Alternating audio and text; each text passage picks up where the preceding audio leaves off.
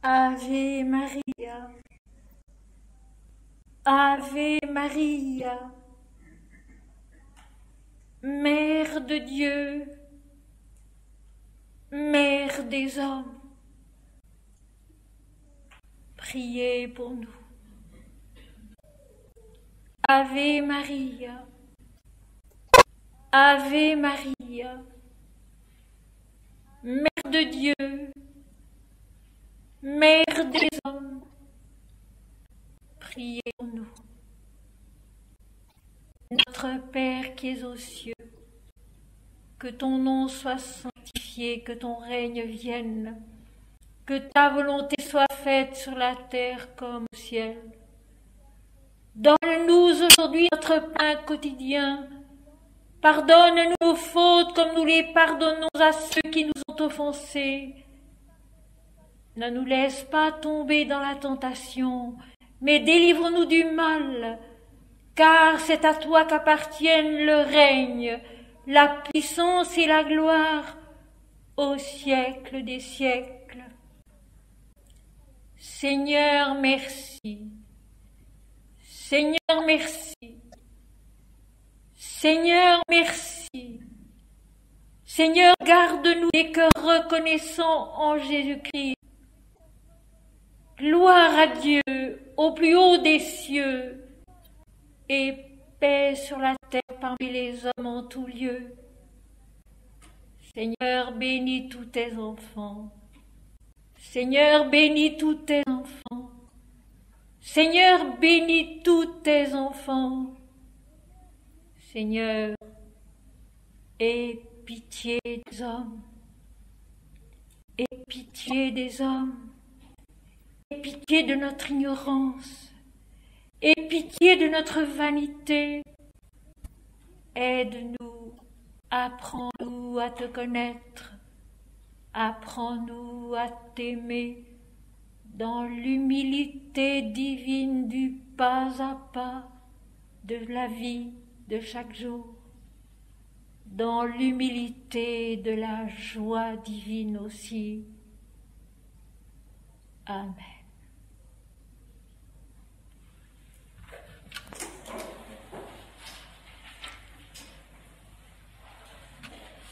Mes chers amis, bienvenue à tous ce matin.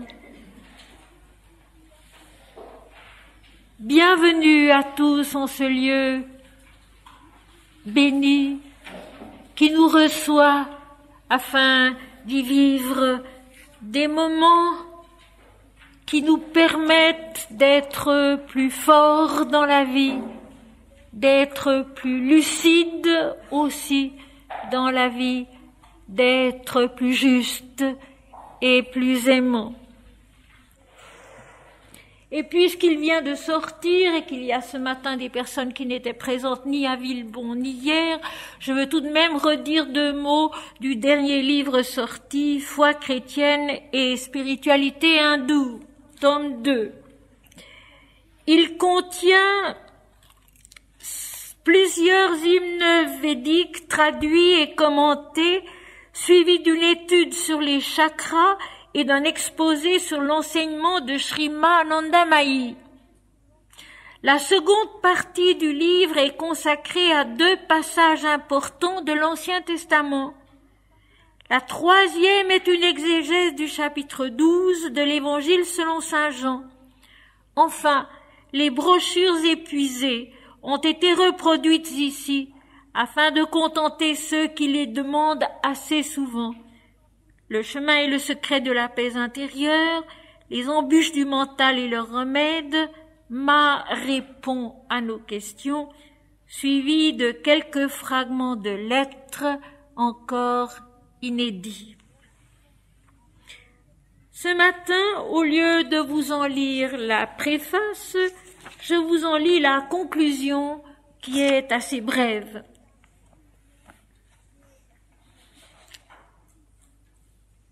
Dieu ne se discute pas, ne se définit pas, il se vit. avec le pas à pas des jours, quels qu'ils soient. Chacun peut parvenir à le connaître et à le voir au sommet de sa pensée, qui est le ciel radieux de l'esprit pur d'égoïsme et d'orgueil. Mais il y faut la patience et la persévérance tout entière de l'amour vrai. Mais il y faut la patience et la persévérance tout entière de l'amour vrai. Son humble effort et sa confiance tissée de joie au travers des difficultés et des épreuves. L'arrogance, l'hypocrisie, la paresse, la vulgarité, comme bien d'autres tendances qui dégradent l'homme, l'éloignent de Dieu. Par contre, la bonté, la dignité, le comportement harmonieux et sain des actions justes, conformes aux lois de la vie, élèvent tout naturellement l'intelligence et le cœur vers une lucidité libératrice qui révèle lentement l'invisible sans une once de ce qu'on appelle l'occultisme, dont les illusions restent l'un des obstacles les plus tenaces sur le chemin de la vérité. Dieu est en chacun de nous, comme il est en toutes choses. La lumière de l'esprit est un fait et non pas une idée, un fait qui se vérifie d'âge en âge et toujours le même depuis des millénaires, pour ceux dont l'amour est assez grand dans le service de Dieu et des hommes. L'égoïsme et l'orgueil tuent. L'égoïsme et l'orgueil tuent. La prière ennoblit. Elle est une élévation de l'intelligence vers Dieu, disait Évagre le Pontique au IVe siècle de notre ère. Elle demeure au travers de l'égarement des temps, l'arme sûre d'une régénérescence faite de sagesse et de sérénité. Non pas moi, Seigneur, mais toi, toi seul. Non pas moi, Seigneur, mais toi, toi seul. Et le regard de l'homme s'ouvre alors peu à peu sur le firmament constellé d'étoiles où sourit la connaissance bienfaisante. Rien ne nous appartient vraiment ici-bas. Dieu seul ne peut jamais nous être enlevé. Tant de martyrs l'ont prouvé, tant d'hommes à la conscience droite et généreuse le démontrent par leur conduite et leurs travaux bénéfiques aux individus comme au peuple. On reconnaît l'arbre à son fruit et les bavardages sur Dieu témoignent de notre ignorance, non de sa réalité. Le chemin de l'esprit est avant tout fait d'une infatigable patience envers soi-même, la vie et les autres. L'amour et l'oubli réel de soi en sont la seule vraie clé. Le chemin de l'esprit est avant tout fait d'une infatigable patience envers soi-même, la vie et les autres. L'amour et l'oubli réel de soi en sont la seule vraie clé. Voilà pour le tome 2 de Foi chrétienne et spiritualité hindoue.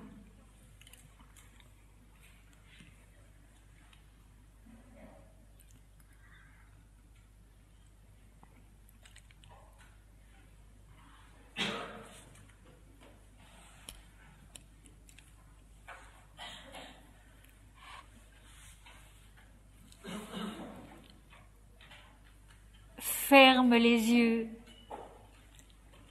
et que ton regard soit l'infini lumineux. Brise ton cœur et que ta vie soit la béatitude. Fais taire la sagesse, car elle est trop éloignée de lui. Immobile, ô Fils divin, demeure en celui qui est tout. Le va-et-vient de tes poumons s'est arrêté. Tu ne respires plus. Tu es l'existence parfaite. Harmonieuse est la voix du silence immaculé qui est Dieu. Il n'y a pas de fin. Il n'est pas de retour. Tu es cela qui ne respire plus, cela qui ne recherche point, cela que rien jamais ne trouble. Tu es cela infiniment. Comment dire cela? Et cependant tu sais très bien que cela est plus vrai que les mondes, plus vrai que les réseaux habiles de tes phrases, plus vrai que l'étreinte de l'amour et que l'immobilité de la mort. Tu ne remues plus et tu es. Ce n'est pas une extase, ni une absence. Tu es, et cela suffit pour apaiser toutes les nostalgies des millénaires. Tu es la lumière qui t'envahit, l'amour qui rayonne de toi, la béatitude qui te pénètre, la vérité qui ne se renie jamais. Tu es, cela tu es, telle une flamme du grand feu où tout est consommé. Ferme les yeux et que ton regard soit l'infini lumineux. Brise ton cœur et que ta vie soit la béatitude. Fais taire la sagesse, car elle est encore trop éloignée de lui. Immobile, ô Fils divin, demeure en celui qui est tout.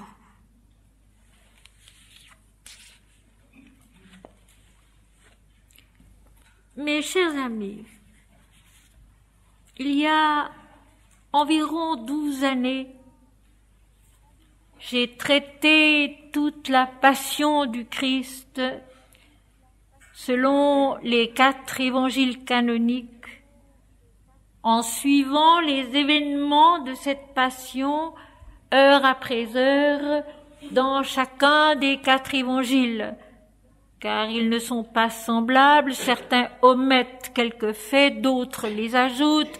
J'ai donc essayé de reconstruire la passion du Christ selon les 4 évangiles, heure après heure, selon la suite des événements. Mais déjà alors, j'avais bien expliqué que cette passion était un accomplissement des 7 plans de la conscience et de la vie, et son épanouissement dans la plénitude de la connaissance, de l'esprit, la consommation en l'éternel Dieu.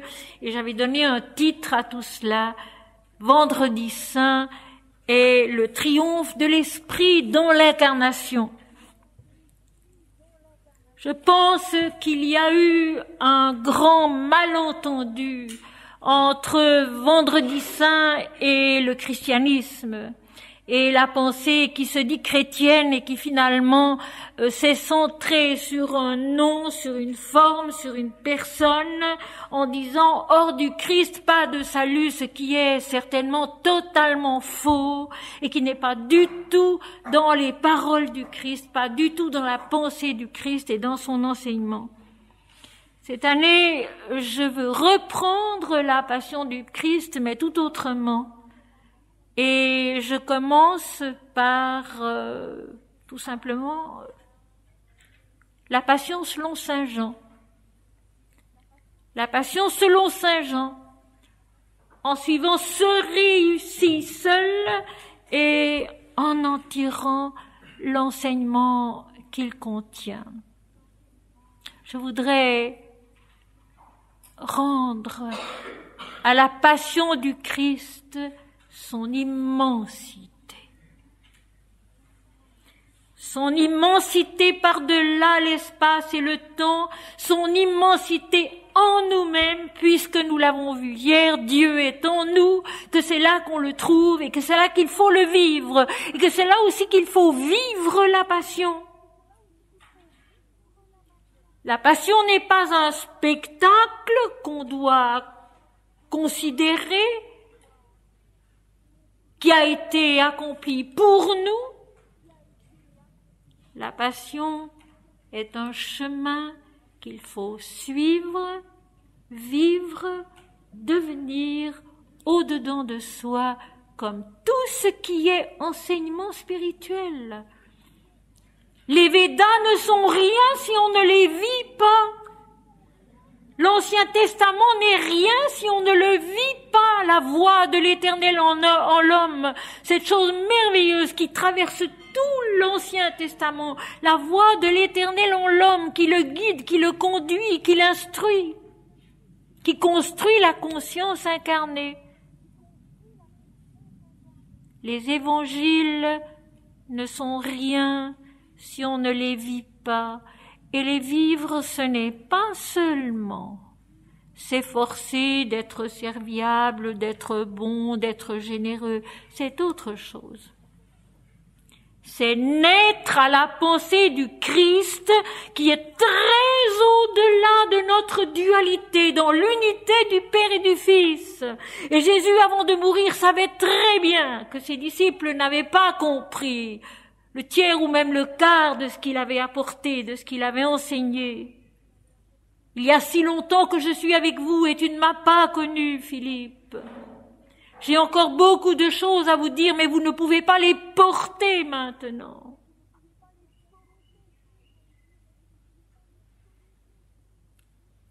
Vivre les évangiles, c'est essayer de grandir un peu dans la parole du Christ, dans la pensée du Christ, qui va très très loin au-delà de notre dualité, devenir un peu son unité avec le Père. Moi et le Père, nous sommes un.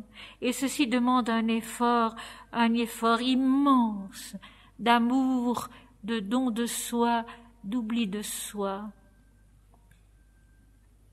Tout est un et tout est Dieu, en nous-mêmes et dans le monde et au-delà, à condition d'apprendre à le voir ainsi. À condition d'apprendre à le voir ainsi. Et nous sommes tellement centrés sur nos petites histoires humaines et personnelles que nous ne parvenons pas, si peu que ce soit, à voir Dieu, à voir la lumière en toutes choses et surtout dans l'enseignement de ceux qui savent et qui nous ont laissé la révélation divine de ce qu'ils ont vécu. Et voilà pourquoi aujourd'hui nous allons reprendre l'évangile selon saint Jean au chapitre 13. Qui est le commencement de l'histoire de la Passion dans cet évangile-là. Et pour le moment, ce ne sera pas du tout la Passion, ce sont, si vous voulez, les préparatifs. La préparation de la Passion, évangile selon saint Jean, chapitre 13.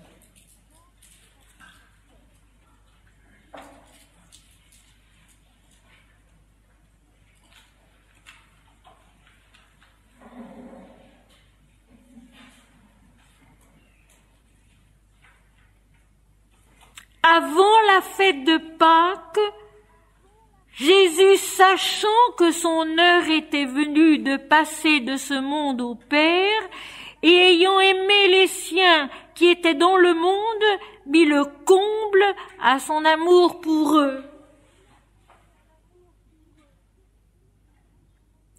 Avant la fête de la Pâque, Jésus, sachant que son heure était venue de passer de ce monde au Père, et ayant aimé les siens qui étaient dans le monde, mit le comble à son amour pour eux. La fête de la Pâque pour le peuple d'Israël, c'est le souvenir de la sortie du pays d'Égypte, de la maison de l'Éternel, de la maison de servitude par la main forte de l'Éternel Dieu. Cette Pâque, c'est le commencement de la sortie de la conscience incarnée de sa servitude dans l'ego.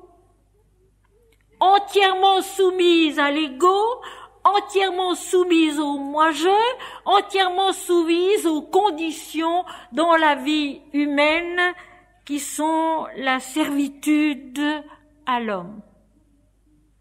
Israël, peuple asservi en Égypte, c'est l'image exacte de nous-mêmes asservis à l'homme au-dedans de nous.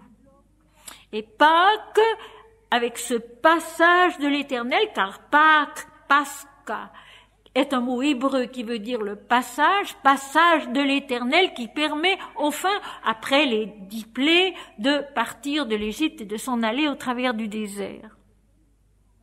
Et puis vous savez bien que cette nuit de Pâques, ce passage de l'Éternel avait été la mort des premiers-nés de tous les enfants des familles d'Égypte jusque dans la cour du palais de Pharaon. Alors qu'est-ce que c'est que cette mort des premiers-nés?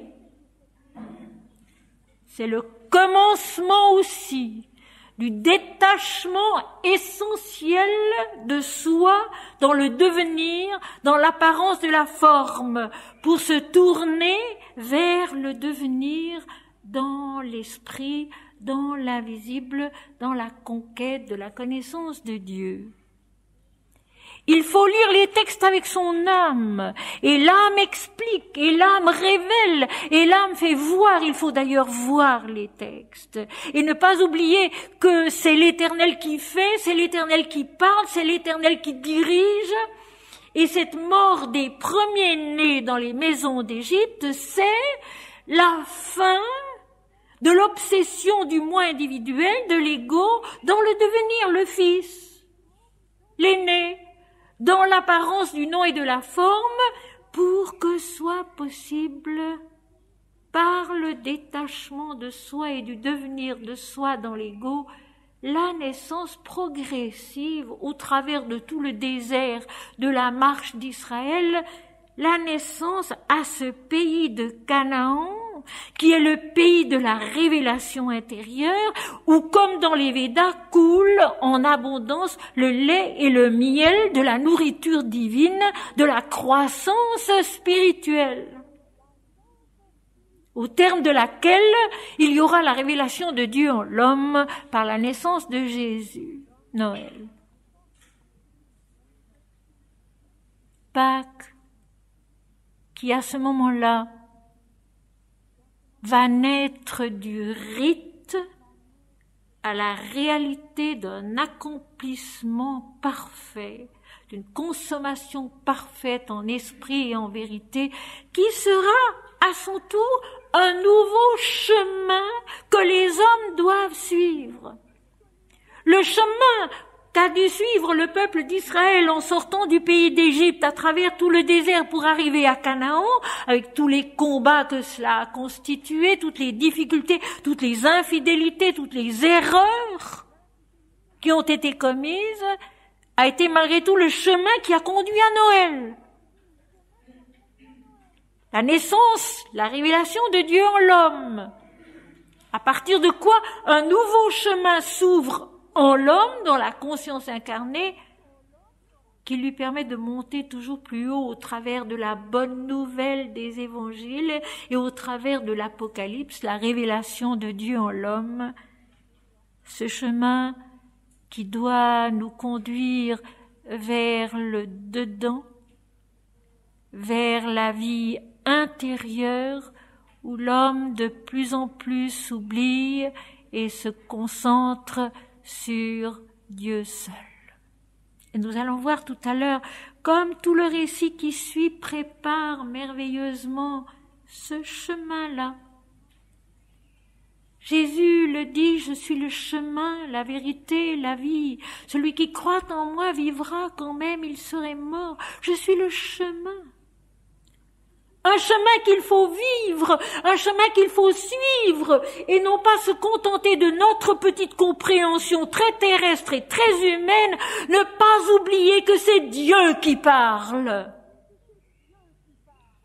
que c'est Dieu qui fait, que c'est Dieu qui est, et qu'il faut écouter aussi haut que possible, et qu'il faut se donner aussi haut que possible pour pouvoir le suivre un peu. Et le récit d'aujourd'hui va nous expliquer cela d'une façon si merveilleuse, si simple, si juste, si palpable. Parce que ce qui est merveilleux dans les évangiles, dans les véritables textes sacrés, comme dans les Védas, comme le Mahabharata, ou comme dans les Upanishads, comme dans l'Apocalypse, ce qui est merveilleux, c'est que la révélation vient de tout en haut. Elle est Dieu en nous, qui descend en nous pour se faire connaître. Mais le pas à pas devient possible sur la terre. Et c'est ça qui est merveilleux. Le pas à pas devient possible sur la terre. À condition que nous soyons fidèles dans la prière d'adoration, de louange. Non pas toujours centrés sur nous-mêmes, Seigneur aide-moi, Seigneur guéris-moi, Seigneur ceci, Seigneur cela, non. Mon Seigneur et mon Dieu, je t'aime pour toi. Pas pour moi, apprends-moi à t'aimer parfaitement. Prema Bhakti, l'amour divin, total, parfait. Seigneur, tu sais que c'est difficile à nous autres humains de s'oublier, tu le sais. Aide-moi à m'oublier, aide-moi à me donner à toi, apprends-moi à te connaître, apprends-moi à t'aimer. Ce que Jésus, dans sa conscience, vit à ce moment-là, avant la fête de Pâques, avant se souvenir du commencement, du départ de la marche hors de l'ego souverain. Jésus sachant, et le verbe grec qui est eido veut dire voir, ce qui est plus fort que savoir. Jésus voit. Jésus voit en lui-même. Il voit Dieu en lui-même. Et il voit que son heure est venue de passer de ce monde au Père, donc de quitter le monde, la vie dans les dualités pour retourner à l'unité de l'esprit. Père, rends-moi la gloire, la vérité que j'avais avant que le monde fût.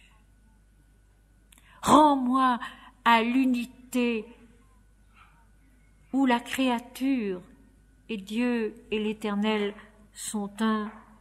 Jésus, voyant en lui-même que son heure est venue de passer de ce monde des dualités au monde immense, invisible de l'unité qui est en chacun, et ayant aimé les siens qui étaient dans le monde, mis le comble à son amour pour eux. Et téléo en grec veut dire accomplir totalement. Jésus accomplit totalement son amour pour ses disciples. Mais qu'est-ce que cela veut dire? Nous avons parlé de l'amour hier. J'ai essayé de faire sentir que l'amour divin, c'est totalement autre chose que notre amour humain.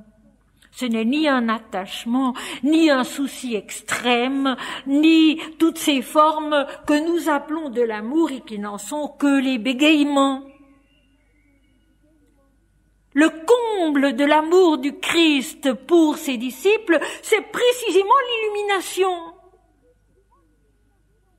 La passion de l'illumination, la naissance à la toute vérité de l'Esprit, à la souveraineté de l'Éternel Dieu, en eux, en lui-même, pour eux. Le comble de l'amour du Christ, c'est son illumination. Le suprême accomplissement de la connaissance en l'homme qu'il donne à ses disciples et à l'humanité. C'est cela, le comble de l'amour du Christ. Ce n'est pas un sentiment, quelqu'un l'a dit et c'est tellement juste. Le Christ n'est pas sentimental. Et on l'a rendu sentimental. Le Christ apporte la lumière. Le Christ apporte la toute lumière possible en chacun et en tous. Le chemin hors de l'ego qui va continuer par la bonne nouvelle de la vérité, de l'union entre l'homme et Dieu, pour aboutir, comme dans les Védas, à la naissance de Dieu en l'homme. Cette naissance des dieux en l'homme que nous avons vue à Villebon dimanche passé et qui se trouve dans d'autres hymnes védiques aussi, toujours cette naissance de Dieu en l'homme, la conscience de l'homme qui devient enceinte d'un enfant divin qui est Dieu en lui, Dieu qui doit grandir. Dieu qui n'est pas donné dans sa maturité, jamais, mais sous la forme d'un enfant, nous l'avons vu dans l'hymne védique, et c'est cela, un enfant en nous qui doit grandir. Et voyez-vous, mes amis, je vous le dis parce que je sais que ça peut vous aider.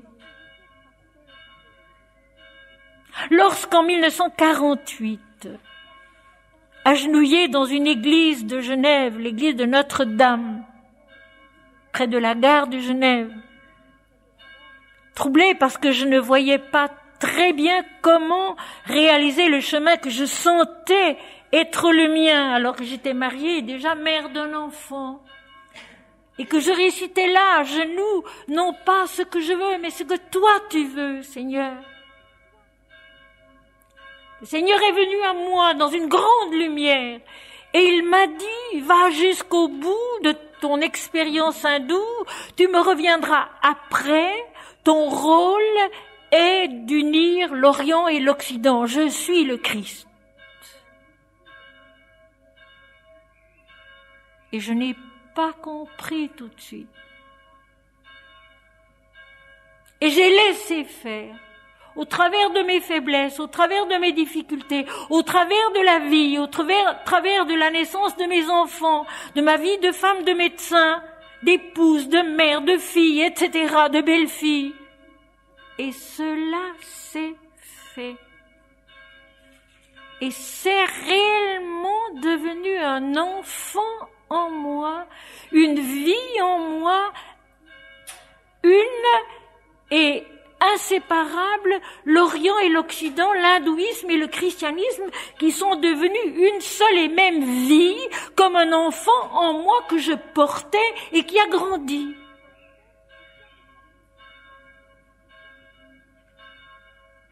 Dieu, né en l'homme, comme un enfant. Jésus, né en nous, dans notre conscience, dans notre vie, dans notre corps, comme un enfant qui doit grandir. Et le comble de son amour pour nous, c'est son illumination, c'est la passion de l'illumination qu'il nous donne pour que cela devienne notre chemin, notre amour qui doit aussi arriver à son comble. Et pourquoi Jésus voit-il cela, sait-il cela?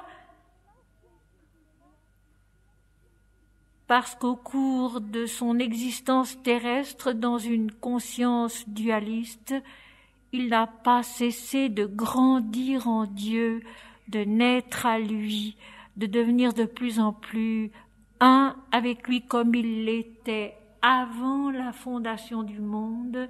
Il l'a été dans le monde, dans la création, dans la vie des dualités. Et le comble de son amour pour ses disciples et pour tous, dès avant sa venue dans le monde, comme le dit saint Augustin, jusqu'au-delà de toute la vie du monde, le comble de cet amour, c'est son accomplissement dans la lumière. La lumière de l'esprit dont nous avons vu hier qu'elle était la substance, le souffle, la vie, ce que nous sommes. Et dont nous devons prendre conscience à quoi nous devons naître. C'est la vision. Et au début de ce chapitre, comme toujours dans la Bible, il y a la vision et l'acte, sans transition. Il y a la vision et l'acte, sans transition. Il n'y a pas de bavardage mental, d'explication intellectuelle ou spirituelle. Il y a la vision et l'acte, sans intermédiaire. Jésus voit que le souvenir de la fête de Pâques va devenir le commencement d'une autre délivrance, celle de notre naissance à l'esprit, par la victoire de l'esprit dans l'incarnation. Pendant le souper, lorsque le diable avait déjà inspiré au cœur de Judas Iscariote, fils de Simon, le dessein de le livrer, Jésus, qui savait que le Père avait remis toutes choses entre ses mains, qu'il était venu de Dieu et qu'il s'en allait à Dieu, se leva de table, etc. Je m'arrête ici. Pourquoi le diable? Pourquoi le diable? Eh bien, mes amis, parce que le diable est toujours là au moment où va s'accomplir, ou bien où s'accomplit la plénitude de l'unité lumineuse. Toujours. Il est toujours là. Il faut s'en rappeler. Ceci évite beaucoup d'erreurs. Lorsque, raconté dans le chapitre 4 de l'évangile selon saint Matthieu et l'évangile selon saint Luc, Jésus donc est transporté en esprit dans un désert et qu'il y ait 40 jours et 40 nuits. Là, dans ce désert, qui est un désert intérieur, un désert aussi de l'illumination, un désir de sa croissance en Dieu, de sa révélation intérieure qu'il devait conquérir, lui, sur la terre. Jésus sait qu'il est Dieu. Jésus sait là qu'il est Dieu sur terre. Alors le diable vient.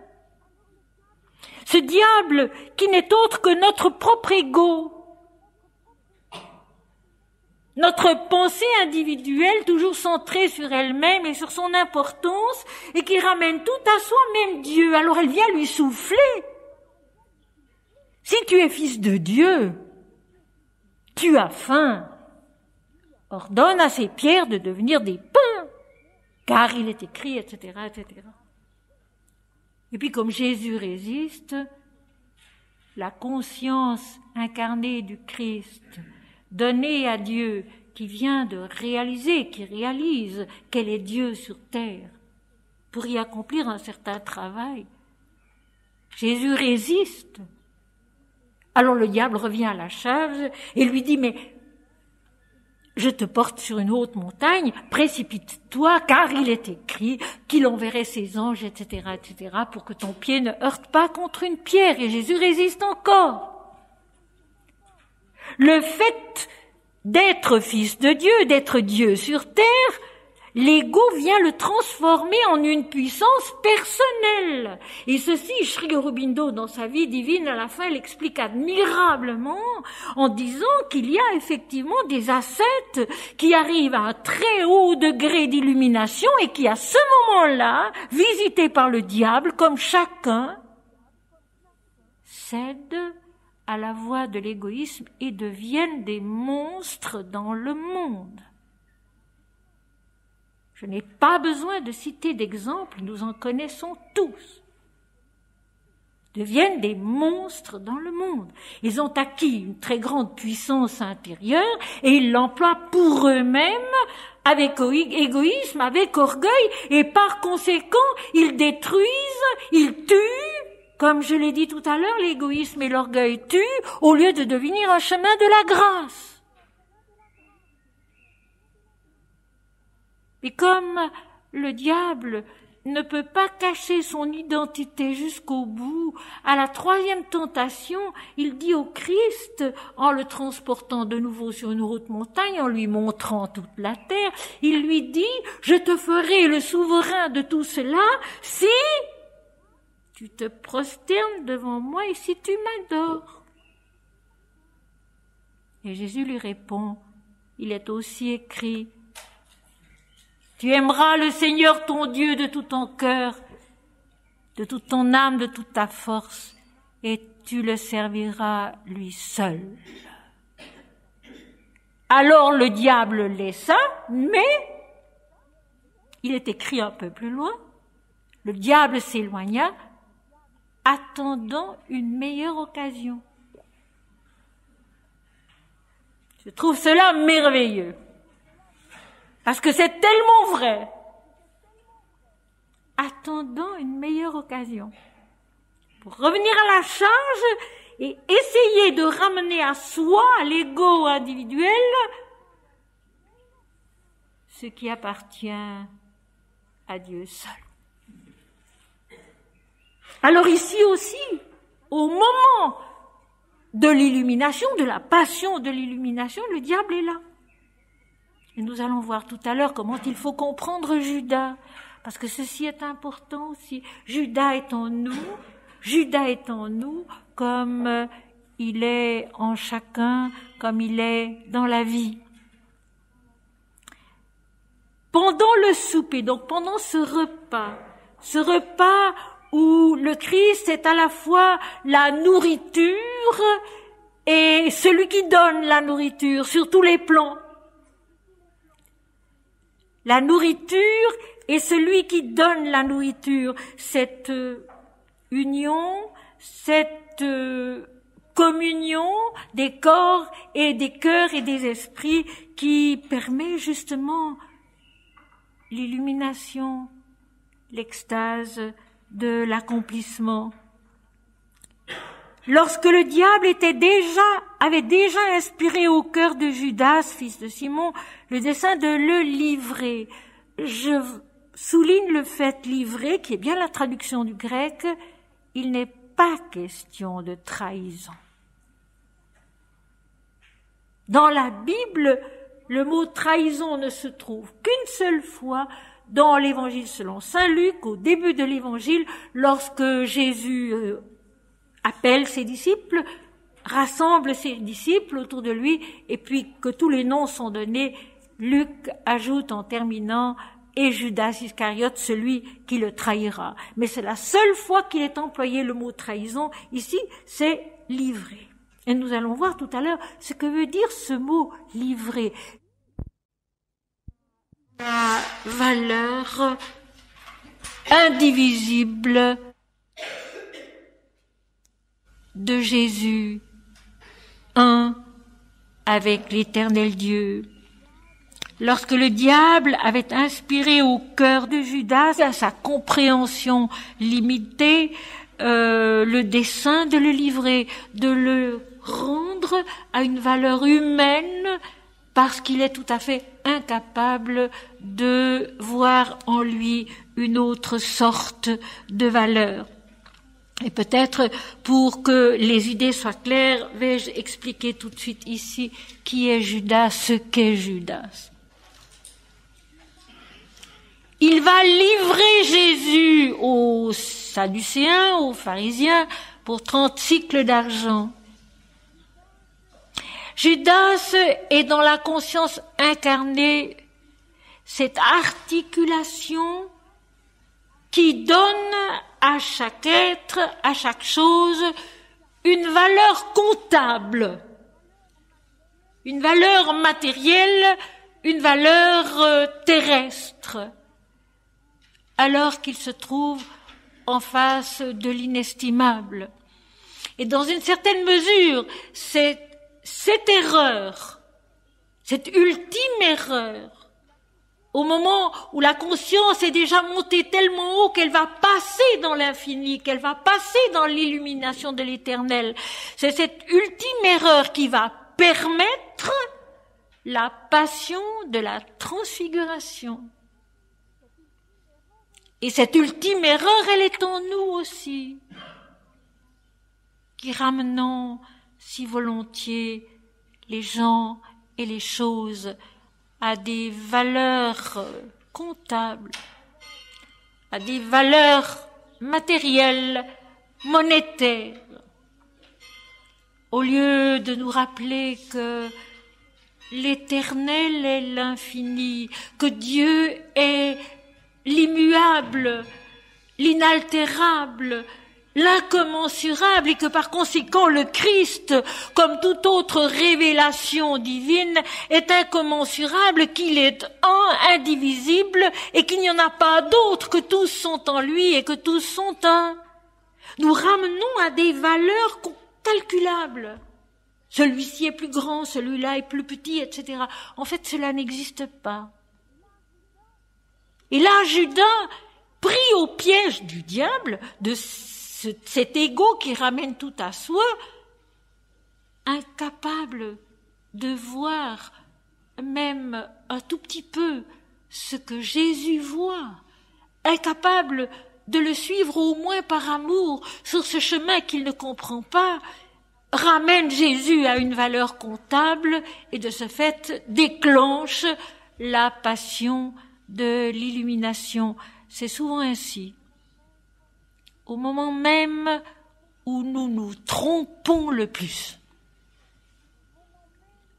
au moment même où nous sommes nous-mêmes presque au bout de l'erreur, presque au bout de l'illusion, presque au bout de l'incompréhension, tout d'un coup,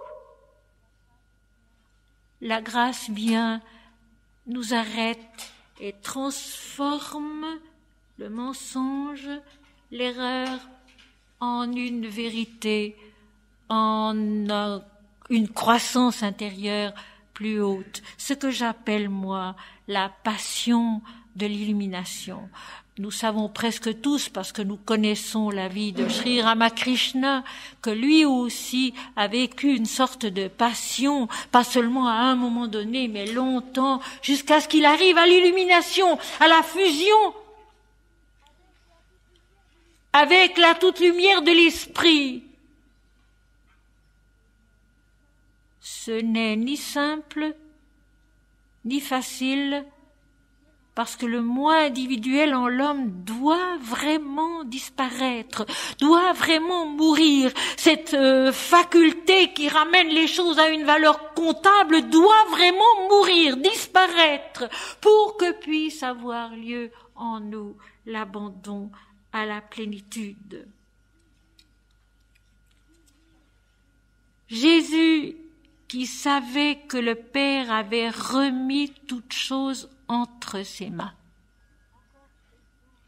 Encore eido, voir. Jésus qui voyait que Dieu allait s'accomplir en lui, le laissant dans cette prodigieuse liberté intérieure où l'homme se donne à Dieu définitivement et n'en revient plus. Et j'ai dit, il y a 12 ans, le Christ est le maître de sa passion, il est le Christus Rex, c'est lui qui l'ordonne, c'est lui qui la veut, c'est lui qui la commande. Il est cette démarche vers le Nirvikalpa Samadhi, vers ce Samadhi intérieur où toute différenciation disparaît et où l'homme meurt véritablement pour renaître en Dieu, où il est à la fois le centre et le tout.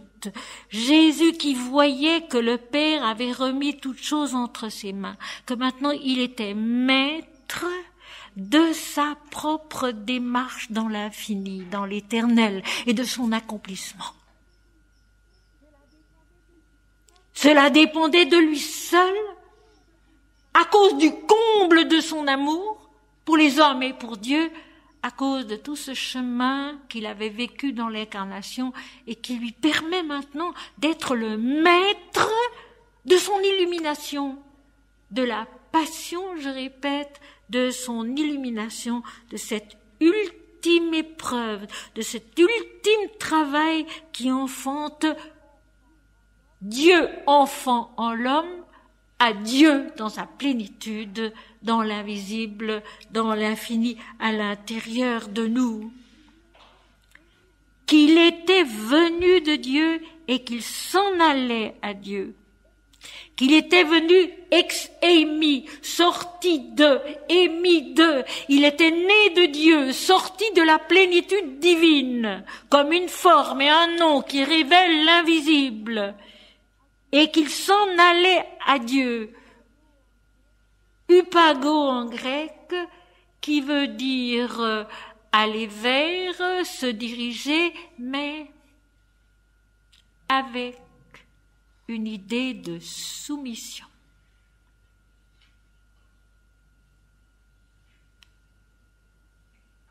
Je répète, avec une idée de soumission. La lettre, mes amis, loin de tuer l'esprit, le révèle. Mais il faut savoir lire. Il faut apprendre à lire. Et au fond, je n'ai rien fait d'autre.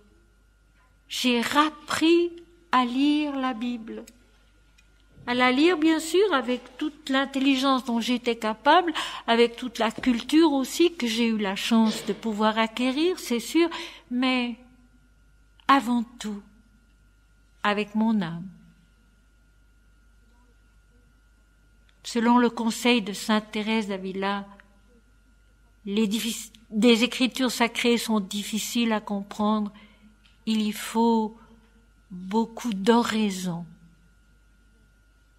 beaucoup de prières, beaucoup d'adoration, beaucoup d'amour.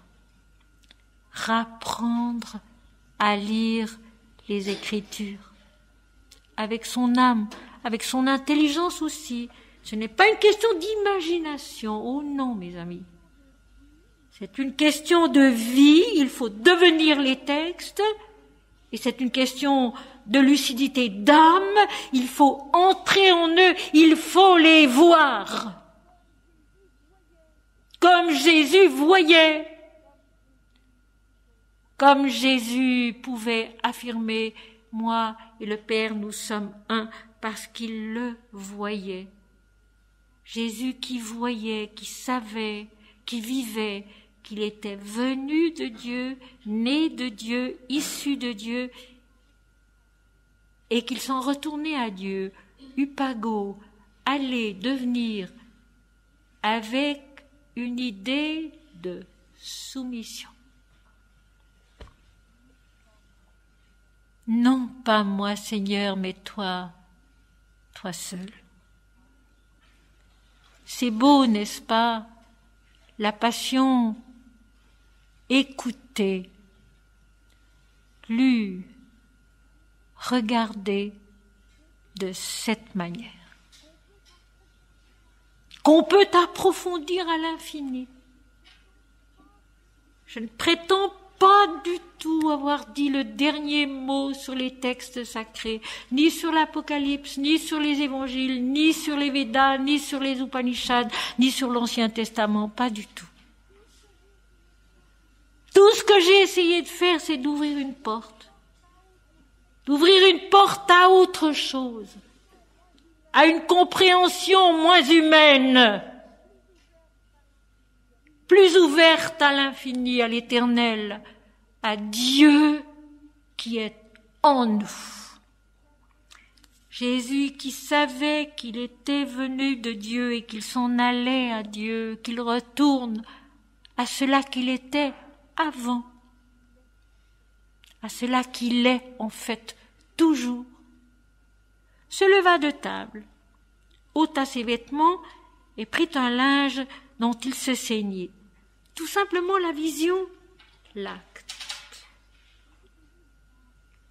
Les disciples et lui vont manger ensemble cet ultime repas avant la Pâque, avant la Passion. Et Jésus le voit, le sait, le déroulement des événements, il est en lui.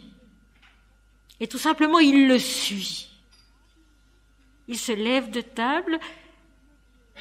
Ce verbe lever, qui est tellement souvent employé dans les évangiles par le Maître, levons-nous, partons d'ici, lève-toi, marche, c'est toujours se lever. Lève-toi. Sois disponible. Sois prêt à la marche intérieure. Sois prêt au devenir, à la croissance. Lève-toi. Ne reste pas assis accroupi dans ton ignorance, dans ta misère, dans ta souffrance. Lève-toi, marche, va vers l'amour. Va vers le don de toi. Va vers l'illumination, vers la passion de la transfiguration. Va. Jésus se lève. Et là commence en réalité la passion. Et là commence en réalité la passion. Jésus se lève de table avant de manger, ôte ses vêtements, apparaît dans la nudité de son être, ces vêtements dont l'Inde dit si bien que l'âme ici-bas est revêtue de différents vêtements, que Surya se revêt de tunique, c'est cela. Jésus apparaît dans sa nudité, dans sa vérité. Il enlève ses vêtements. Il prit un linge dont il se ceignit. Et tout à l'heure, quand le terme revient, j'expliquerai, mais je peux le faire maintenant, ce linge dont se ceint le Christ à ce moment-là, dans la vérité de sa stature divine, c'est le comble de l'amour, c'est Prema Bhakti, l'amour divin. Jésus apparaît dans la vérité de son être, dans la nudité de son être divin, et il se ceint de l'amour divin parfait, Prema Bhakti, l'amour dans sa plénitude divine. Ensuite, il versa de l'eau dans un bassin, l'eau de la purification, l'eau qui est aussi la transparence de l'âme qui reflète Dieu, l'eau de la vérité. Il est dit dans l'Évangile selon saint Jean au chapitre 3, je te le dis en vérité à Nicodème, si quelqu'un ne naît d'eau et d'esprit, il n'entrera pas dans le royaume de Dieu. Naître d'eau et d'esprit, mais c'est ce que fait Jésus à ce moment-là. La purification de l'eau et l'esprit qu'il porte en lui, sachant qu'il vient de Dieu et qu'il retourne à Dieu, qu'il est Dieu sur la terre et qu'il agit à ce moment-là au nom de Dieu sur la terre. Versa de l'eau dans un bassin et se mit à laver les pieds des disciples et à les essuyer avec le linge dont il était saint. D'abord, dans les pays chauds, dans l'Orient, où la route est poussiéreuse, fatigante, c'est un rite de l'hospitalité que d'offrir aux hôtes un bassin d'eau pour se laver les pieds en arrivant. Abraham, sous les chaînes de Mamré, dont il est question dans Foi chrétienne numéro 2, voit venir à lui 3 visiteurs. Il comprend que c'est le Seigneur Dieu, il les reçoit comme il se présente, et la première chose qu'il fait, c'est de leur dire, asseyez-vous, reposez-vous sous ces arbres, permettez que j'aille chercher de l'eau pour vous laver les pieds. Pour purifier vos pieds et votre être entier finalement de cette poussière de la route, de cette fatigue de la route. Et puis en Inde, il y a une autre chose. À la mort des saints, à la mort des sages, on prend l'empreinte de leurs pieds. Cette empreinte de leurs pieds qui est comme le souvenir de leur démarche. Leur démarche ici-bas qui doit devenir la nôtre. On prend l'empreinte des pieds des sages et des saints comme le symbole de leur démarche qui est pure et qui doit devenir la nôtre. Ici, il y a les deux. Il y a l'honneur fait à celui qu'on reçoit à sa table et auquel on offre la possibilité de se rafraîchir les pieds après la marche. Et il y a la purification de base, la purification de la démarche indispensable à ce qui va suivre. Pour les disciples aussi. Il faut que leur démarche soit pure. Il faut que leur démarche soit pure d'égoïsme et d'orgueil. Et face à la passion qui va venir, il faut que eux aussi puissent marcher avec vérité, avec droiture, dépouillés de la poussière, de l'égoïsme et de l'orgueil. Un exemple d'humilité peut-être. Mais c'est un peu trop court et c'est un peu trop facile. Ce que Jésus fait là, à un moment où il est lui-même déjà tout en haut, sachant qu'il venait de Dieu et qu'il s'en allait à Dieu, sachant que Dieu avait remis toutes choses entre ses mains, où est-il Jésus? Il est dans le ciel de l'esprit déjà. Il est saint de l'amour, du comble de l'amour divin pour ses disciples et pour le monde entier. Il lave les pieds de ses disciples.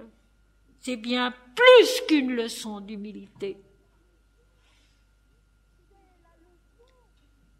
C'est la leçon que devront apprendre les disciples et qu'ils auront beaucoup de peine, notamment au moment de la Passion, avoir une démarche divinement pure, c'est-à-dire lavée de tout égoïsme et de tout orgueil. Une démarche que Jésus porte en lui, sachant qu'il venait de Dieu et qu'il s'en allait à Dieu dans la soumission. C'est ça, les pieds lavés avant la Passion. C'est le commencement de la Passion. Ces pieds que Dieu seul peut laver et que Dieu seul peut essuyer avec son amour pour que notre démarche totale, la démarche totale de l'être, soit pure d'égoïsme et d'orgueil, comme Jésus le leur dira tout à l'heure, quand ces choses arriveront, je vous les ai dites d'avance afin que vous ne soyez pas troublés.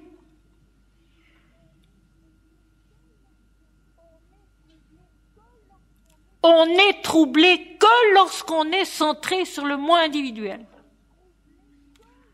On n'est troublé que lorsqu'on est centré sur le moi individuel. Quand ce moi individuel est lavé dans sa démarche par Dieu lui-même, essuyé par l'amour de Dieu lui-même, on n'est plus jamais troublé. Tout est un, tout est Dieu. L'amour, l'obéissance, le pas à pas vrai de chaque instant, de chaque jour, devient le chemin de la passion, de l'illumination. Le chemin de la passion, de l'illumination, de notre transfiguration. Et ses disciples qui, sans dire un mot, si vous remarquez, il n'y a pas un mot qui ait été prononcé jusqu'à maintenant. Jésus sait, Jésus voit, il fait, pas un mot n'a été prononcé. La vision, l'acte. En Dieu, par Dieu, pour Dieu. Et les plans inférieurs de la conscience, le physique et le vital, les disciples, se laissent faire, soumis à la descente divine qui pénètre en eux, qui les purifie, qui les immobilise dans la méditation, dans le travail qui est en train de se faire et qui est le commencement de la passion.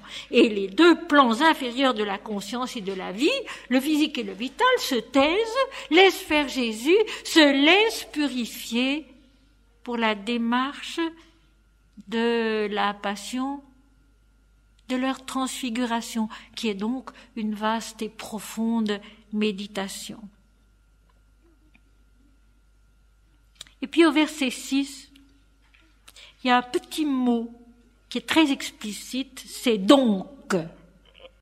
Jésus va donc après ce qui s'est passé, après la vision du Christ, son action avec les disciples, les plans inférieurs de l'incarnation, le physique et le vital, qui se laissent laver, qui se laissent purifier par Jésus, par son amour.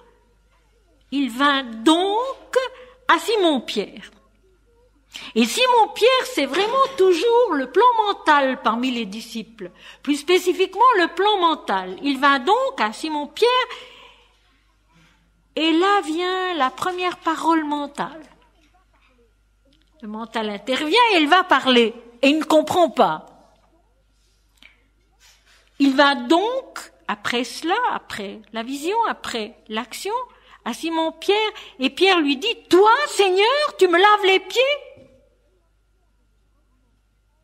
Réaction de l'ego, apparemment humble, mais en réalité pas du tout. Le physique et le vital se sont laissés faire sans comprendre, acceptant la purification qui leur était apportée. Le mental dit non. Et il croit être humble. Et j'insiste parce que c'est tellement fréquent, c'est tellement souvent cela. Nous nous imaginons être humbles, nous nous imaginons être dans la vérité alors que nous nous trompons. Toi, Seigneur, tu me laves les pieds. Tu es le Maître, tu es le Seigneur, tu vas me laver les pieds à moi.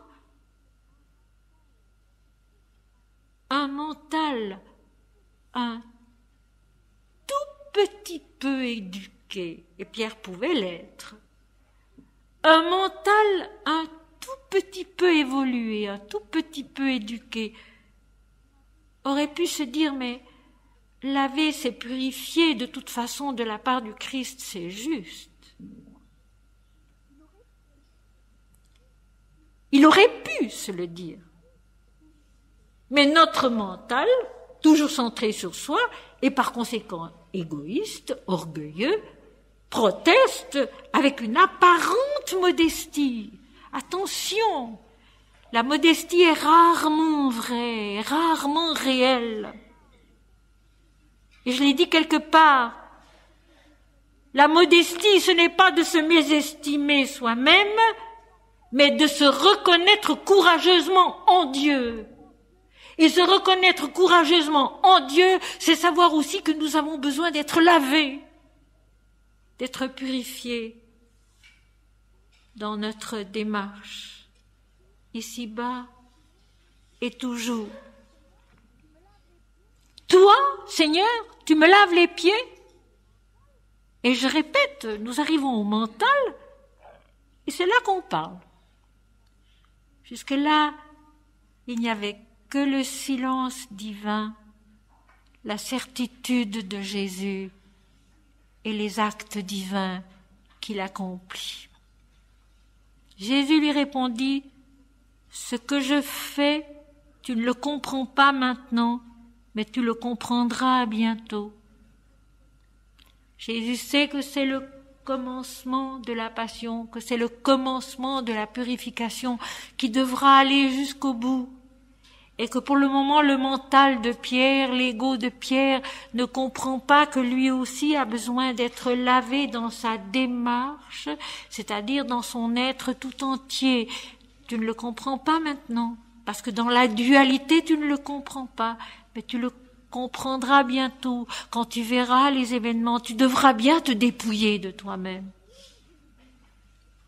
Et Pierre qui aime Jésus, Pierre qui aime Jésus, sans doute possible, sera tout de même celui qui le renie. Et là, il comprendra, et là, il se souviendra, et quelque chose en lui sera lavé. Les erreurs sont nécessaires. Si on les vit en Dieu, les erreurs sont nécessaires, elles sont bonnes, on apprend. Tu le comprendras bientôt, mais tu ne le comprends pas maintenant. Pierre lui dit non. Jamais tu ne me laveras les pieds. Il est encore dans cette attitude fausse. Moi, je t'adore, je te place sur un piédestal. Par conséquent, je ne veux pas que tu me laves les pieds. Alors que, lorsque le Seigneur nous demande quelque chose, nous demande même quelque chose qui nous surprend, qui nous étonne, que nous ne comprenons pas, la seule réponse à donner, c'est « Seigneur, non pas ce que je veux, mais ce que toi tu veux.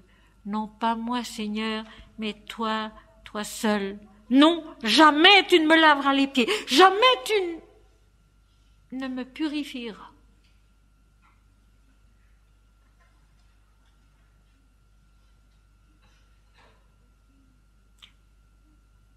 L'Église tout entière aurait besoin aussi d'avoir les pieds lavés par Jésus et essuyés par son amour, pour que sa démarche devienne plus pure, plus vraie, que son enseignement redescende de l'esprit et non pas tellement du bas de l'homme.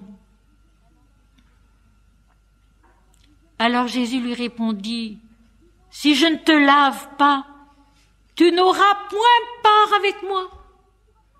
Si je ne te purifie pas, tu ne pourras pas venir avec moi. Tu ne seras pas partie de moi-même. » Jésus explique bien par là que cette purification des pieds, elle a un sens profond.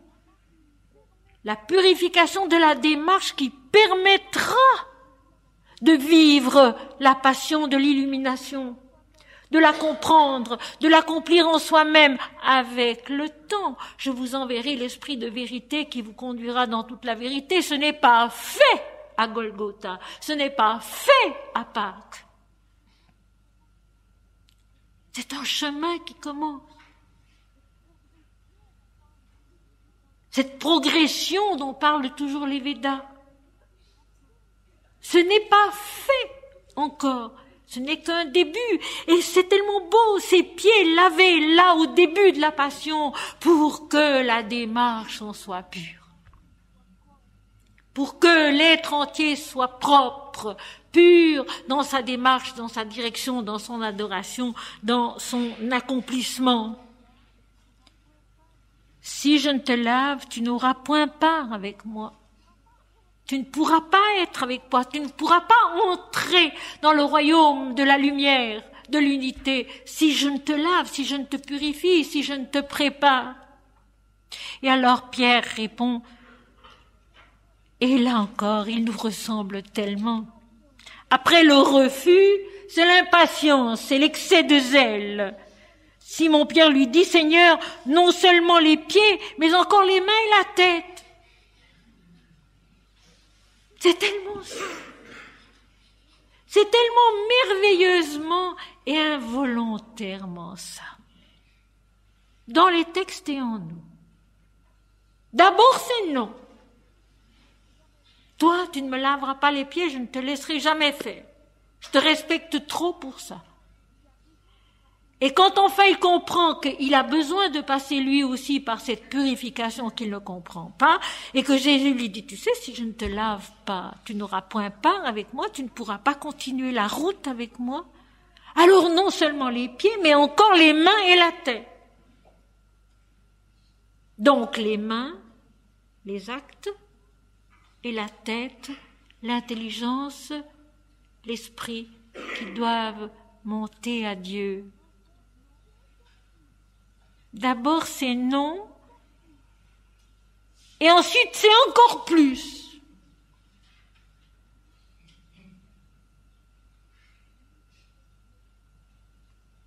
Ni trop peu de zèle, ni trop de zèle. Ni trop peu de zèle, ni trop de zèle. Comme le dit très bien Sri Aurobindo, ne laissez pas votre esprit courir en avant. Rappelez-vous qu'il faut beaucoup et souvent revenir en arrière pour rechercher tout ce qui en arrière n'est pas encore transformé, n'est pas encore lavé, n'est pas encore purifié, parce que si vous laissez courir votre esprit en avant, à un moment donné, il y aura une rupture entre les plans inférieurs de la conscience et l'esprit qui est parti en avant. L'équilibre sera rompu et vous n'arriverez à rien. Pas à pas, et pour le moment, on en est à laver les pieds. Je pense ici à la Mère divine sous son nom de Sarasvati. Sarasvati, le verbe de vérité, la blancheur de la nature divine, la Mère qui nous veut parfaits et qui vient rechercher en nous tout ce qui n'a pas encore été purifié, tout ce qui n'a pas encore été transformé, tout ce qui n'a pas encore été donné à Dieu. Mais pas à pas. Les mains, la tête, ça viendra après. D'abord, il faut que la démarche soit pure et que les disciples puissent déjà suivre Jésus et l'accompagner dans la passion jusqu'à l'illumination et au-delà ensuite. Ensuite seulement les actes deviendront divins eux aussi, la sainteté du divin. Ensuite la tête elle aussi s'épanouira dans la lumière, mais peu à peu, pas tout de suite. Il y faut beaucoup de temps et comme dit l'Inde, après une purification divine qui nous a été accordée, il faut compter 12 ans pour pouvoir faire un pas de plus. Il faut du temps. Tout est une question de temps. Et dans l'amour, le temps ne compte pas. Et dans l'amour, le temps ne compte pas. Le temps n'est jamais long lorsqu'on aime. Seigneur, non seulement les pieds, mais encore les mains et la tête. Jésus lui dit, celui qui est lavé n'a besoin que de laver ses pieds pour être entièrement pur. Et vous êtes purs, mais non pas tous. Car il connaissait celui qui le livrait, c'est pourquoi il dit, vous êtes purs, mais pas tous.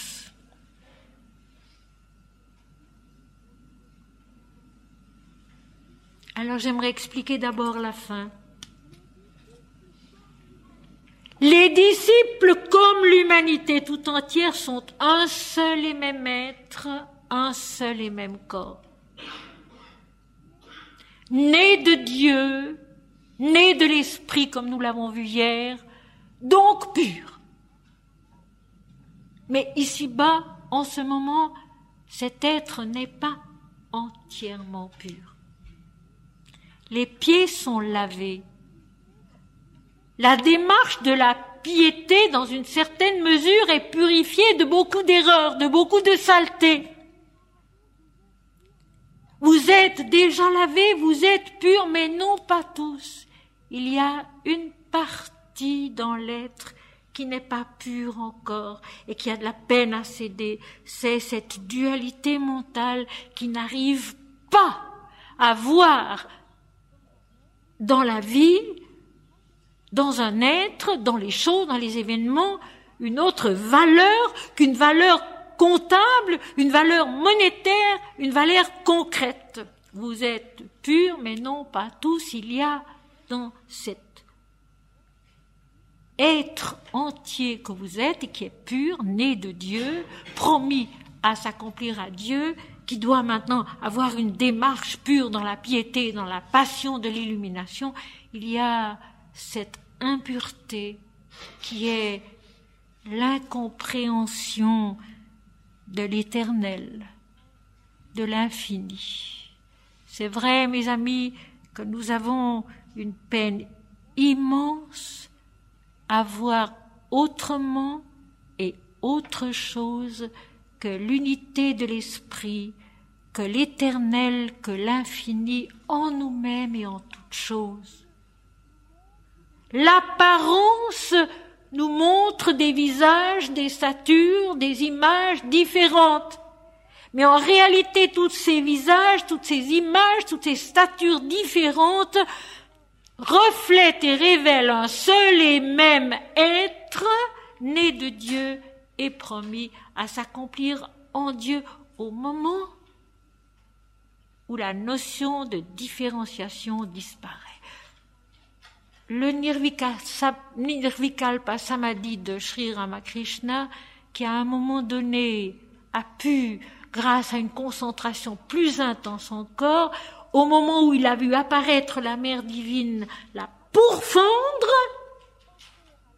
avec son esprit offert à l'absolu, et il est entré dans la plénitude de la lumière où il n'est plus rien, sinon la toute-puissance vivante et étincelante de l'esprit. C'est dire combien c'est difficile. Même le Dieu personnel doit être pourfendu, et il le sera, en Jésus aussi. L'image qui disparaît pour que ne reste que l'être unique et toute lumière.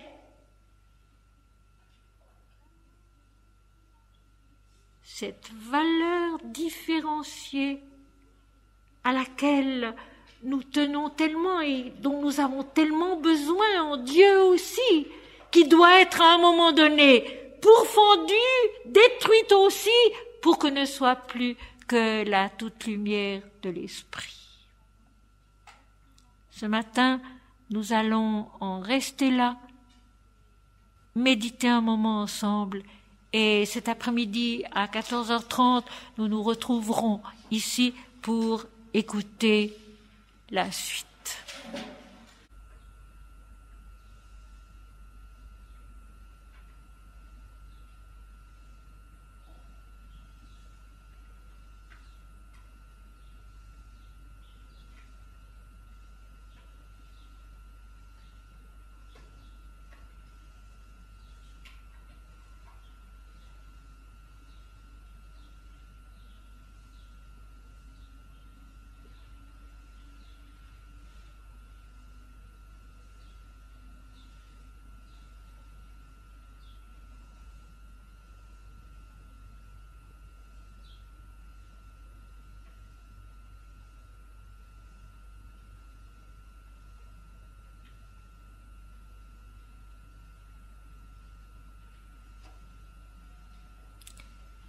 Seigneur, augmente-nous la foi. Augmente-nous la foi. Dépouille-la de nous-mêmes. Enfante-la à toi, toi seul, à ce comble de ton amour qui est ton illumination en nous-mêmes.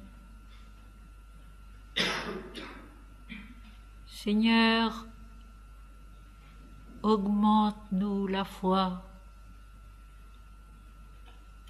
Dépouille-nous de nous-mêmes, afin que notre démarche soit pure, dans l'accomplissement de ce comble de ton amour qui est notre transfiguration.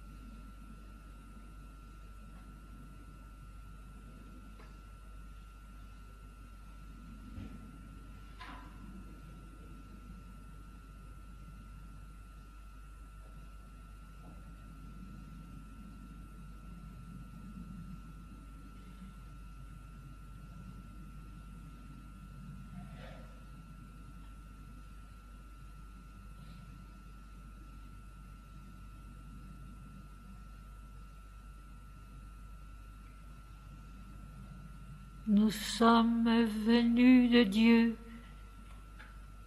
et nous nous en allons vers Dieu sur le chemin de la soumission et de l'amour.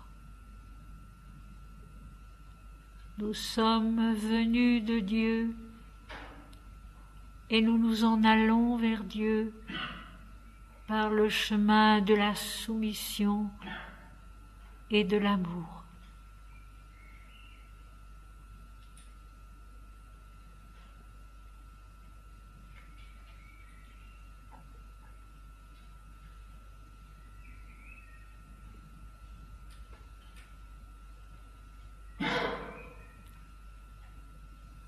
Dieu en l'homme, comme un enfant qui doit naître et qui doit grandir. Dieu en l'homme, comme un enfant qui doit naître et qui doit grandir.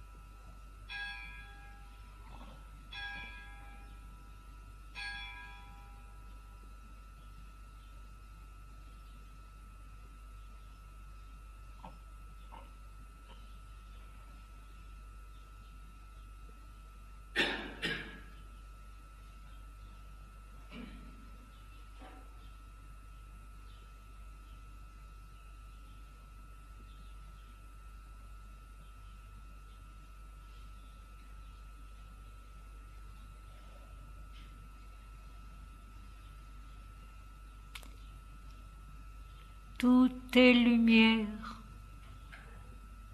tout est un, et tout est Dieu. Tout est lumière, tout est un, et tout est Dieu.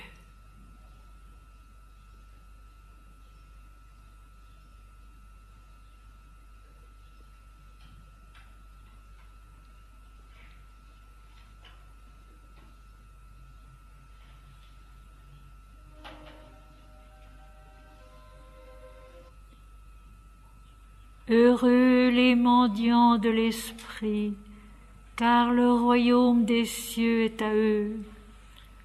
Heureux les bons, les doux, car ils hériteront la terre. Heureux les affligés, car ils seront consolés.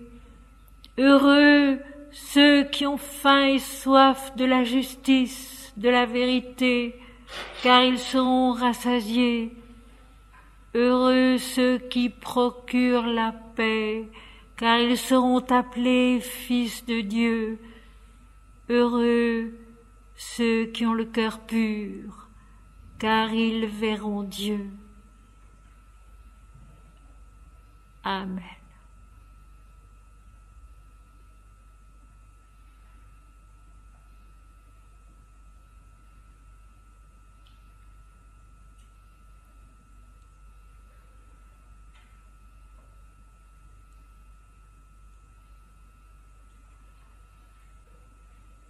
Mes amis, à tout à l'heure, 14h30 ici,